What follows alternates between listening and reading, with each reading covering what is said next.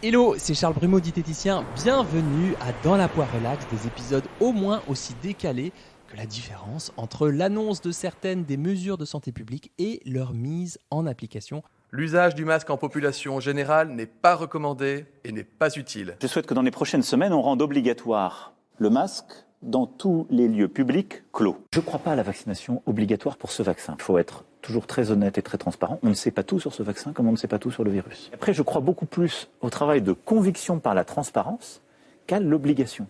Bon voilà, j'arrête parce que je ne suis pas du tout complot-plot, mais j'ai un cerveau qui fonctionne et j'écoute mes gouvernants qui annoncent des choses et qui font le contraire de ce qu'ils annoncent à seulement quelques semaines d'écart. Et quand je le constate, je vous avoue que ça ne me réjouit pas beaucoup en tant que citoyen.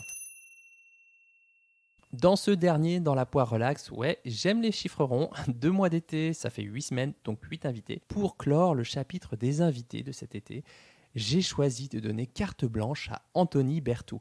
Anthony, c'est un peu comme Obélix, il est tombé dans la marmite de nutrition depuis bien longtemps. Il a été ancien membre de l'équipe de France junior de triathlon. D'ailleurs, si vous traînez sur le net, peut-être qu'il y a encore 1 ou 2 photos dossiers où vous le voyez en combinaison. Je dis ça parce que ça nous a fait marrer quand on était en formation. On se passait des photos dossiers d'Anthony. Voilà, donc il a été vite sensibilisé à l'importance de l'alimentation en tant que facteur de performance. Puis il a ensuite passé son BTS diététique pour réaliser qu'il ne savait rien ou si peu sur la nutrition. Il a donc fait un cursus universitaire à la fac de médecine de 5 ans, puis un diplôme d'ingénierie en nutrition, un DU de micronutrition et surtout ensuite une solide expérience au service de l'humain et de la nature. Bon, au niveau du bagage éducatif, on est très très correct. Voilà, vous verrez, Anthony, c'est quelqu'un de calme, de posé, de précis, de réfléchi. Et pendant mes années d'études, c'est là que je l'ai rencontré. J'ai commencé à me former avec lui en micronutrition, puis en nutrition du sportif, puis en nutrition durable. Oui, durable, parce que truc de dingue, nos habitudes alimentaires ont un impact sur la nature. Et c'était toujours un challenge pour moi de rester bien focus toute la journée, tellement on voyait de diapos, tellement on découvrait de trucs sur l'inflammation de Bas-Gras, tellement finalement on avait des nuances à apporter sur ce qu'on savait réellement de la nutrition. J'ai attendu tout l'été pour qu'il y participe et je vous avoue que ça a été un peu compliqué de le faire venir pour plein de raisons que je ne vais pas développer, mais je suis super content qu'il clôture cette saison d'été des épisodes relax. D'ailleurs, cet épisode, il sera un tout petit peu moins relax que d'autres. C'est un épisode où je vous propose un peu de hauteur, à défaut peut-être un peu de distance par rapport à tout ce qu'on entend sur la nutrition. Alors, petit conseil, c'est un épisode à écouter à la cool, à tête reposée.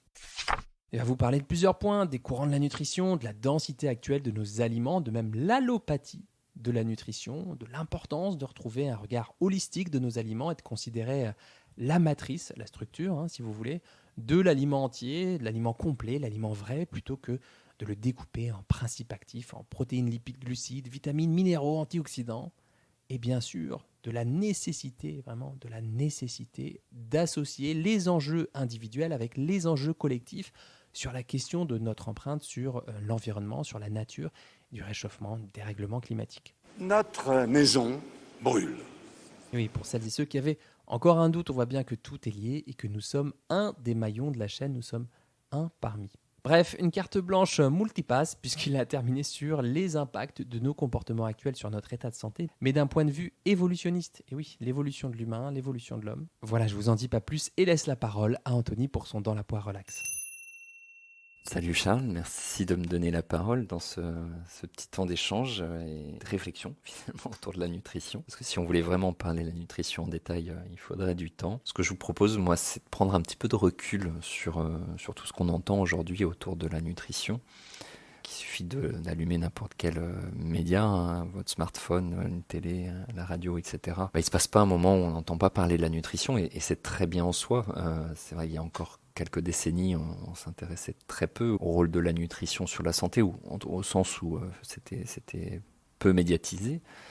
C'est très bien qu'on développe l'information autour de ça, mais finalement, quelque part, l'information tue l'information, parce qu'on se retrouve dans une vraie cacophonie nutritionnelle, avec des courants scientifiques qui peuvent être parfois opposés, avec des croyances qui sont fortes, également dans le monde scientifique, et parfois aussi avec certains courants dogmatiques assez extrêmes qui font que, on en perd un petit peu son latin, on ne sait plus quoi penser autour de la nutrition, à tel point que certaines personnes ont tendance à s'écarter de l'intérêt de la nutrition, justement justement à cause de cette cacophonie, ce qui est quand même un comble, en tout cas, ce qui est dommage.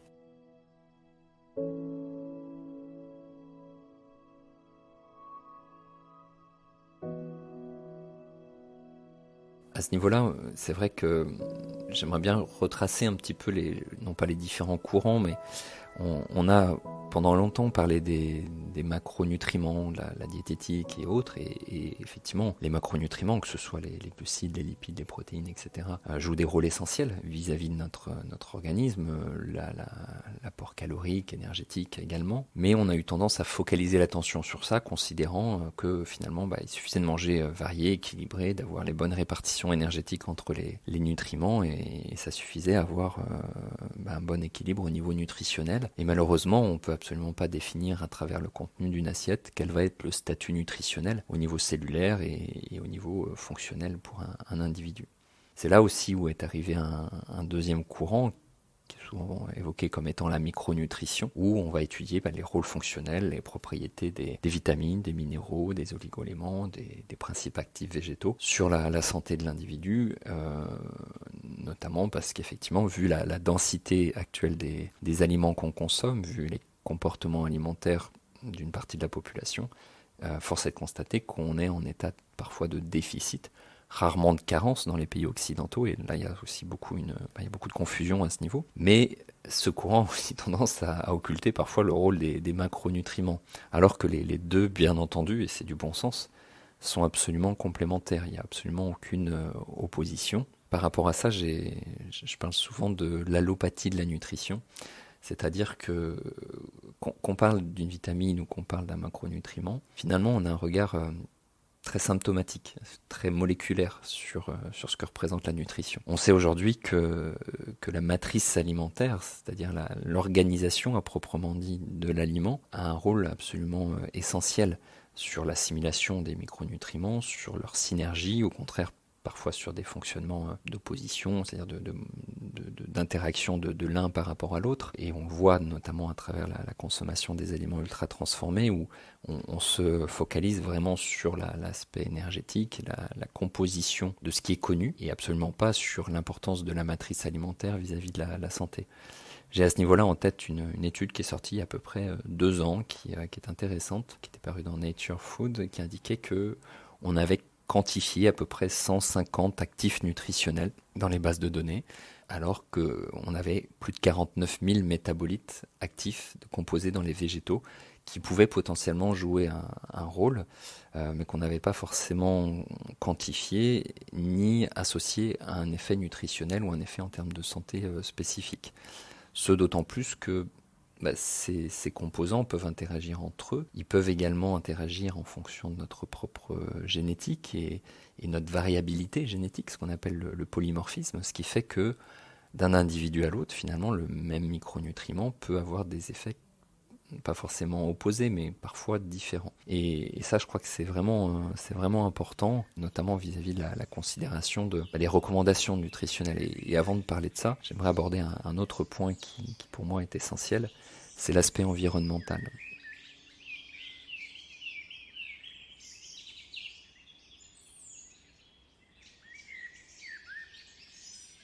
C'est-à-dire que, et encore aujourd'hui, j'allais vous dire, pendant longtemps, on a considéré finalement des enjeux environnementaux vis-à-vis de la perte de biodiversité, du réchauffement climatique.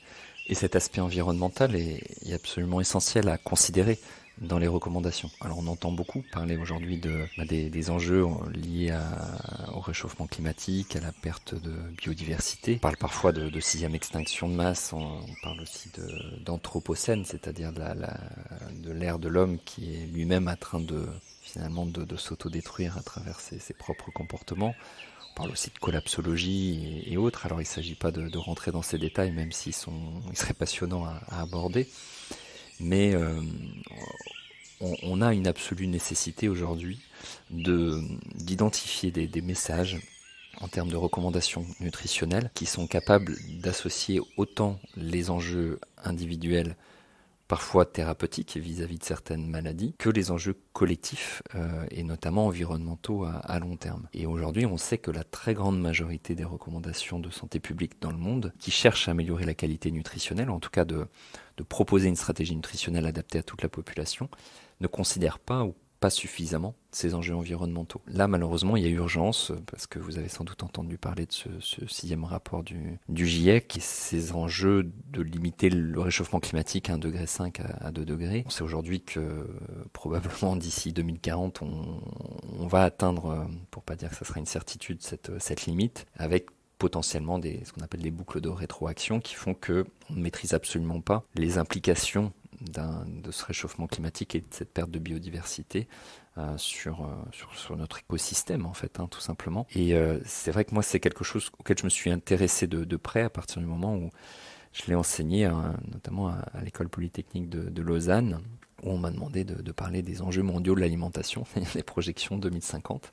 Donc il y a une petite dizaine d'années. Alors à l'époque, c'était totalement pionnier parce qu'on avait un regard, encore une fois, très thérapeutique et individuel sur la partie nutritionnelle. Donc ça m'a demandé énormément de travail, d'approche holistique, on va dire. Et c'est absolument passionnant et ça en a même été un tournant décisif, on va dire, dans ma perception du rôle de la nutrition et également du propre rôle que je pouvais jouer à ce niveau-là en termes de pédagogie, de formation ou autre, puisque j'enseigne beaucoup, mais c'est un autre sujet.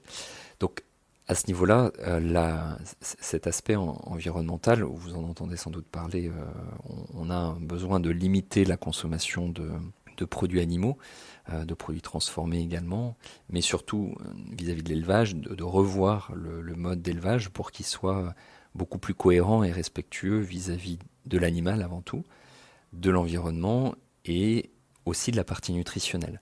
Parce qu'on sait que ce que va manger l'animal, si vous prenez une vache qui va brouter du foin, de l'herbe dans des pâturages, ce qu'on appelle le profil lipidique de sa viande ou des produits laitiers qui vont être issus de cet animal ne sera pas le même que si la même vache a brouté des tourteaux de soja qui sont venus du Brésil sous forme OGM ou autre. Et sans parler des effets des OGM, malheureusement, ces tourteaux sont très riches en certaines graisses qu'on appelle les oméga 6, alors que la vache qui va brouter de l'herbe, elle va être capable en tout cas de métaboliser davantage d'oméga 3, et on sait que ce ratio entre les oméga 3 et les oméga 6, et notamment sur certains d'entre eux, dans chaque famille d'oméga 6 et d'oméga 3, est très important vis-à-vis de notre état de santé. Donc en fait, le fait de retrouver un respect de l'ensemble de la chaîne alimentaire, au niveau de l'élevage, au niveau de la transformation également, il y aurait plein de choses à dire autour de ça, nous permet aussi d'améliorer la qualité nutritionnelle à travers la nature des aliments qu'on va consommer. Un autre aspect qui est bien connu aussi, c'est l'aspect du bio vis-à-vis des végétaux. On se pose souvent la question de savoir est-ce que manger bio c'est meilleur pour notre santé ou pas, sans revenir sur la pertinence du label en tant que tel et autres. Partant du principe que ce label est pertinent, il faut savoir qu'il va objectiver le fait d'utiliser moins de contaminants, moins de composés chimiques dans l'alimentation, dans la culture ou dans l'élevage, et du coup dans les aliments. Mais ça ne garantit absolument pas qu'il n'y en aura plus. C'est pas ce qu'on appelle une obligation de résultat, c'est une obligation de moyens, ce qui n'a par ailleurs rien à voir avec l'aspect nutritionnel. C'est-à-dire que vous pouvez avoir des produits bio qui sont de piètre qualité nutritionnelle. Vous allez trouver des céréales soufflées, des biscuits et compagnie en magasin bio. C'est pas pour autant qu'ils seront meilleurs pour votre santé, si ce n'est qu'ils auront un petit peu moins de pesticides et autres intrants chimiques. Donc l'aspect bio n'est pas forcément synonyme de meilleure qualité nutritionnelle. Et pour autant, quand on regarde le mode de culture, on sait que la façon de cultiver un végétal va influencer notamment ce qu'on appelle la teneur en polyphénol. Et je vais vous en parler un petit peu plus après. Je vais essayer de pas être trop bavard dans ce podcast parce que je pourrais en parler longtemps. Mais simplement, donc ce sont des composés qu'on appelle, pour raccourcir, antioxydants, qui ne sont pas véritablement, mais en tout cas qui exercent des effets bénéfiques dans ce sens pour l'état de santé. Et c'est vrai que quand vous laissez un végétal se défendre naturellement face à son environnement, c'est-à-dire face à des agresseurs potentiels, mais aussi face à la sécheresse, à des variations climatiques, et finalement, ce végétal va produire davantage de composés pour se défendre, et notamment ces fameux polyphénols.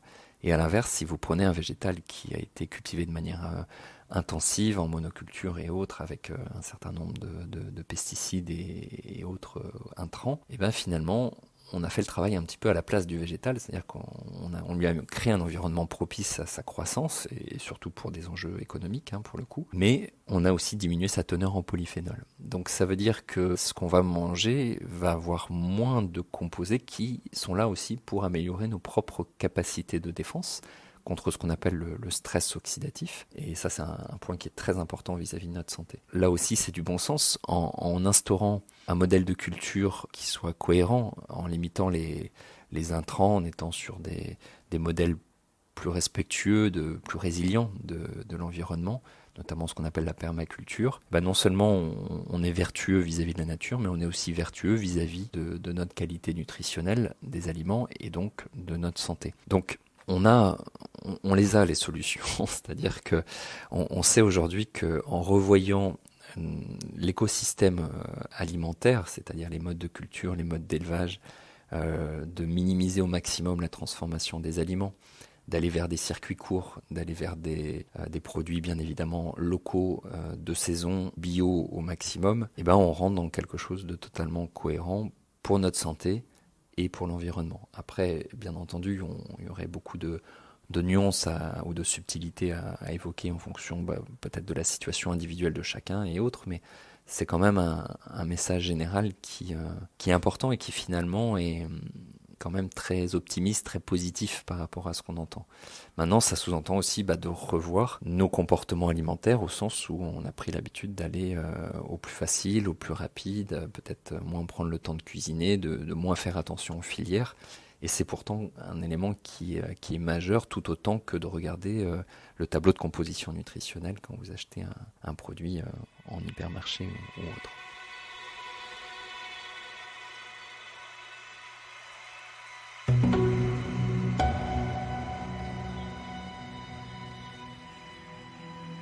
Pour terminer, je vais aborder un troisième point qui m'est aussi très cher, c'est de comprendre finalement quels peuvent être les impacts de nos comportements actuels sur notre état de santé ou à l'échelle des populations, mais d'un point de vue évolutionniste. Alors il ne s'agit absolument pas de parler d'alimentation paléo ou autre qui d'ailleurs n'existait pas. Il n'y avait pas un modèle paléo, il y avait des grandes variabilités selon les populations, les ethnies, notamment les zones géographiques où nos ancêtres du paléolithique, voire du néolithique vivaient. Donc là c'est pareil, ça pourrait être un podcast à part entière, mais pour faire très simple, on sait qu'on a ce qu'on appelle un organite qui est absolument extraordinaire dans chacune de nos cellules. On en a même parfois plusieurs centaines en fonction du type cellulaire, c'est ce qu'on appelle les mitochondries. Alors vous avez sans doute entendu parler de ce terme-là, je ne sais pas si par contre vous arrivez à bien identifier ces rôles, mais on peut l'assimiler à une centrale nucléaire, c'est-à-dire que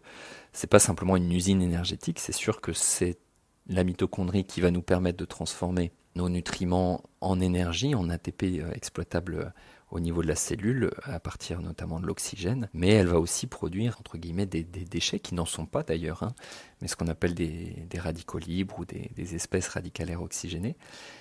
Et ces composés sont des vrais messagers cellulaires. Je ne vais pas développer davantage, mais on a tendance à considérer que ce qu'on appelle les radicaux libres sont néfastes pour notre santé. Absolument pas, ils sont non seulement bénéfiques, mais même indispensables à la communication cellulaire et à notre propre évolution. Ce qui est important, c'est ce qu'on appelle le principe d'homéostasie, le principe d'équilibre, c'est-à-dire que on a besoin d'une petite quantité pour nous permettre de nous adapter à de nombreux points de vue cellulaires, mais pas trop pour pas exercer des effets qui sont délétères. Et par rapport à ça, la mitochondrie joue vraiment un rôle qui est très important.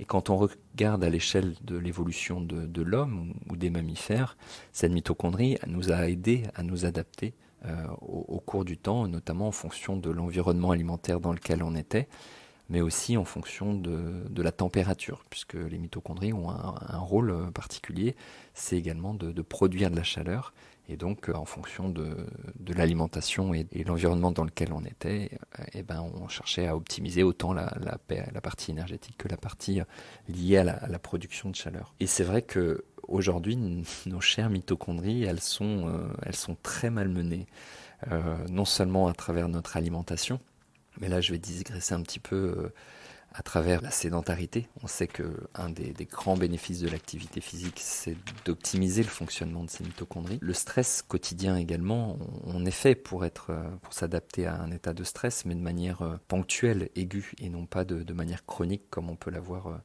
dans nos modèles occidentaux aujourd'hui. La dette de sommeil est également un élément qui est très délétère pour ce fonctionnement mitochondrial. Contaminant également, je vous parlais des pesticides, mais plus globalement, ce qu'on appelle les métaux lourds, les composés de plastique, également les PCB, les dioxines, etc. Toute une série de composés qui ne sont pas très sympathiques dans notre environnement et qui altèrent notre santé, notamment à travers ce mauvais fonctionnement au niveau mitochondrial. Pas du tout un cours de biologie ni quoi que ce soit, mais cette mitochondrie, elle est vraiment fondamentale par rapport à notre état de santé. Et je terminerai par ça. Le fait, encore une fois, d'avoir une alimentation non transformée avec en particulier une dominante végétale. Alors là, on pourrait nuancer en fonction des ethnies, des types de populations, mais si je reste simple à ce niveau-là, c'est ce qu'on peut retenir. Avoir des produits de saison, puisqu'on sait aussi que la notion de rythme biologique est un point qui est important au cours de la journée, à travers ce qu'on appelle le rythme circadien, mais aussi en fonction des saisons. Et je vous parlais de l'activité physique, le simple fait d'aller bouger à l'extérieur va nous permettre non seulement d'exercer un mouvement musculaire, mais aussi de nous exposer à la lumière. Et en fait, peut-être que vous avez cette information, on a beaucoup de longueur d'onde dans la lumière, et au cours de la journée, on a notamment ce qu'on appelle de la lumière bleue, qui est par exemple très intense derrière les écrans d'ordinateurs, de smartphones et autres. Et on sait que cette lumière bleue, autant elle peut être bénéfique au cours de la journée, autant elle est néfaste notamment pour la qualité du sommeil, lorsque on regarde des écrans tardivement. Il faut savoir que cette lumière va avoir des effets au niveau de la mitochondrie. De la même façon, on a des longueurs d'onde qu'on appelle les ondes proches infrarouges qui vont exercer aussi des effets très spécifiques au niveau de notre mitochondrie. Et ces longueurs d'onde de la lumière, on va les avoir en étant exposés dehors. Donc le fait de respecter un rythme diurne, c'est-à-dire de travailler, d'avoir notre mouvement au cours de la journée avec une activité physique, c'est tout aussi important que de veiller à la qualité de l'alimentation, même si je suis le premier convaincu de l'importance de la nutrition. Donc tout ça pour clôturer, à savoir que la nutrition, bien sûr, elle s'intègre dans une démarche holistique. Non seulement par rapport à l'environnement et ses enjeux environnementaux, mais aussi par rapport à la façon dont on peut optimiser notre état de santé à travers notre hygiène de vie, tout simplement. Voilà, donc j'espère que ce podcast ne sera pas trop long. J'aurai plein de choses à vous dire autour de la nutrition. En tout cas, j'espère que ça vous apportera quand même quelques pistes de réflexion utiles. Et encore merci Charles pour ce temps de parole. Félicitations pour tout ce que tu fais là à travers ces podcasts. C'est vraiment très très chouette et on manque de ça dans le monde de la nutrition. Donc continue comme ça, c'est vraiment top. Voilà, allez, à bientôt. Merci Anthony, merci beaucoup d'avoir pris de ton temps, de ton énergie pour nous enregistrer ce mémo vocal et surtout avec un super son. Merci beaucoup pour cet effort. Donc vraiment, j'étais ravi que tu sois là pour clôturer cet été pas comme les autres. Alors je vous avais prévenu, ça fait du bien de pousser la réflexion un peu plus loin, d'avoir une vision globale, voire systémique de notre alimentation. Et si vous souhaitez en savoir plus sur la question du bio, est-ce que ça vaut vraiment le coup d'acheter bio? Quel type de bio? Je vous mets le lien de son article complet dans la description de cet épisode. Et si vous voulez retrouver Anthony, vous pouvez le suivre sur sa chaîne YouTube. Et sinon, il a un site internet où il a des articles extrêmement fouillés et sourcés scientifiquement qui s'appelle www.santé-nutrition.com. Santé et nutrition.com avec des tirés du 6 à chaque fois. Voilà, j'ai bien conscience que le fait d'entendre parler de boucle de rétroaction, de 6e extinction de masse ou de dérèglement climatique, oui, c'est sans doute anxiogène. C'est pas forcément quelque chose dont on souhaite parler ou qu'on souhaite écouter comme ça en podcast. J'en ai bien conscience, mais même si ça peut angoisser certaines d'entre vous, je pense également que c'est le réel qui est difficile à voir, à appréhender, à accepter. Quelque part, c'est ce qu'on a fait du réel, de ce réel, nous tous, collectivement. Et à partir de ce constat, de cette réalité, on peut aussi choisir de faire l'autruche, bien sûr, ou de faire ce qu'on peut, de choisir ses combats, de prendre sa part comme un colibri, pourquoi pas, déjà en limitant le gaspillage alimentaire, en diminuant sa consommation de viande, surtout si elle est issue d'élevage intensif, afin de rééquilibrer le ratio oméga 6, oméga 3, en cuisinant vraiment des légumes de saison et si possible peut-être tenter un autre circuit de distribution plus court, plus direct. Je m'inclus bien volontiers dedans parce que c'est un point sur lequel ce serait important que je progresse. Voilà, c'est terminé pour les cartes blanches de cet été. J'ai été très honoré d'accueillir tous mes intervenants, de laisser la place à un autre message, à chacun dans leur champ de compétences respectifs, de vous faire découvrir des voix différentes, des approches différentes. Bien sûr, je ne vais pas vous mentir, ça m'a aussi permis de moins travailler cet été pour le podcast, mais aussi de continuer à être très fidèle et ponctuel chaque semaine parce que je sais que pour certains d'entre vous, c'est un rendez-vous que vous attendez avec impatience et vous me le faites savoir sur les réseaux quand je ne suis pas là. Donc, j'ai bien bossé quand même. Avant de vous quitter, inscrivez-vous à ma newsletter pour ne rien louper des actualités du podcast et peut-être pour avoir une petite recette sympathique. Il suffit d'aller sur mon profil Instagram et de cliquer sur la recette de NutriNuts. Comme ça, vous avez en plus une recette facile à faire de pâte à tartiner et plutôt locale. Et en plus, avec 60% de noisettes dans la recette. Donc, c'est la pâte à tartiner qui contient le plus de noisettes en proportion au monde. Et en plus, elle est tellement savoureuse, un délice. Voilà, je vous donne rendez-vous le 10 septembre prochain pour la reprise de Dans la poire. Bon appétit de vivre! I love the colorful clothes you wear and the way the sunlight plays upon her hair. I hear the sound of a gentle wind on the wind that lifts her perfume through the air. I'm picking up good vibrations. She's giving me the excitations. I'm picking up good vibrations. She's giving me the excitations. I'm picking up good vibrations. She's giving me the excitations. Picking up good vibrations. She's giving me the excitations. Close my eyes. She's somehow close.